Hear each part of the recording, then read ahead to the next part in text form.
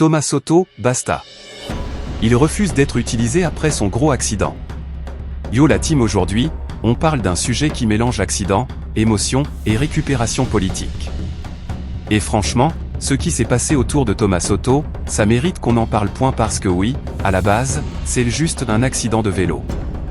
Mais derrière, ça a pris une tournure inattendue. On est le 27 février 2026. Thomas Soto est invité dans C'est à vous. Il revient sur un épisode compliqué de sa vie. Un mois plus tôt, il a été victime d'un sérieux accident de la route alors qu'il circulait à vélo. Comme il le dit lui-même, c'était censé être un truc banal. Je cite, le truc le plus basique, banal et inintéressant du monde. Sauf que, pas du tout. Il chute. Mauvaise réception. Et là, diagnostic, double fracture tibia-péroné. Oui, la totale. Elle raconte même qu'au moment où ça arrive, sa première pensée c'est « Mince, je devais être chez Mohamed ce soir ». Même par terre, le mec pense au planning. Journaliste jusqu'au bout, mais très vite, la réalité le rattrape. Impossible de se relever. Transport en urgence à l'hôpital. Opération le soir même. Direct au bloc.et malgré tout ça, Thomas Soto garde son humour. Il poste une story Instagram avec sa jambe blessée après l'opération, et il écrit « Désolé coach, tu ne vas pas pouvoir me mettre sur la feuille de match contre l'OM ». Même cassé, il chante. Ça, c'est fort. Mais là où ça devient vraiment intéressant, c'est ce qui se passe après. Le lendemain de l'opération, il reçoit des dizaines de messages. Des proches, des collègues, des anonymes. Et certains messages sont complètement faux. Des rumeurs commencent à circuler. Il paraît que tu t'es pris un bus. Bref, ça part dans tous les sens. Et Thomas Soto explique qu'il a ressenti quelque chose de très étrange. Il dit avoir eu l'impression d'assister à ses propres obsèques. Tu vois le délire? Les messages dramatiques, les réactions exagérées.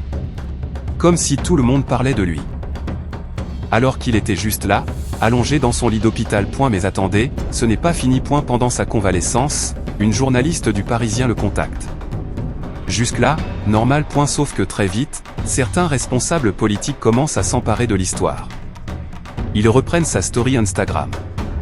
Ils reprennent l'article. Ils tweetent dessus. En gros, ils utilisent son accident pour alimenter des débats. Et là, Thomas Soto voit rouge. Parce que lui, il est journaliste. Il connaît les mécanismes. Il sait comment ça fonctionne. Et il refuse catégoriquement d'être instrumentalisé pour servir des intérêts électoraux. Sa réponse est claire, nette, sans bavure, basta. J'ai dit ce que j'avais à dire. En mode, stop. Je ne suis pas votre porte-drapeau. Je ne suis pas un argument de campagne. Franchement, ça pose une vraie question. Est-ce que tout événement doit forcément devenir politique? Est-ce qu'on peut encore vivre un accident sans que ça soit récupéré derrière? Aujourd'hui, Thomas Soto ne peut pas poser le pied par terre pendant 6 à 7 semaines. Imagine la galère. Tout devient compliqué. Se déplacer, travailler, vivre normalement. Mais il explique aussi que ça a été un moment de réflexion. Il dit, tout s'arrête. Tout ce qui était essentiel ne l'est plus. Et ça fait réfléchir. Parce qu'un accident, parfois, ce n'est pas juste physique. Ça te met face à toi-même. Il parle même du côté symbolique de la chute. Être à terre, ça veut dire quelque chose. Sur le moment, tu as mal. Tu penses juste à la douleur. Mais après, tu te demandes. Pourquoi? Qu'est-ce que ça veut dire? Qu'est-ce que je dois changer?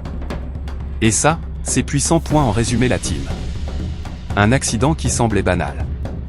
Une double fracture qui change tout. Des rumeurs qui circulent.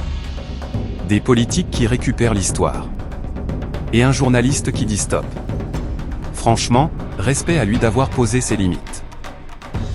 Parce que dans un monde où tout devient buzz, tout devient débat, tout devient tweet. Dire basta publiquement, ça demande du courage. Maintenant, j'ai envie de vous poser la question, est-ce que vous trouvez normal que les politiques réagissent à ce genre d'événement? Ou est-ce que vous pensez que c'était clairement de la récupération? Dites-moi en commentaire. Voilà les amis, c'était Actus sans filtre. Si cette vidéo t'a plu, clique sur j'aime, abonne-toi et active la cloche pour ne rien louper des prochaines actus qui font du bruit. On veut savoir ce que tu en penses.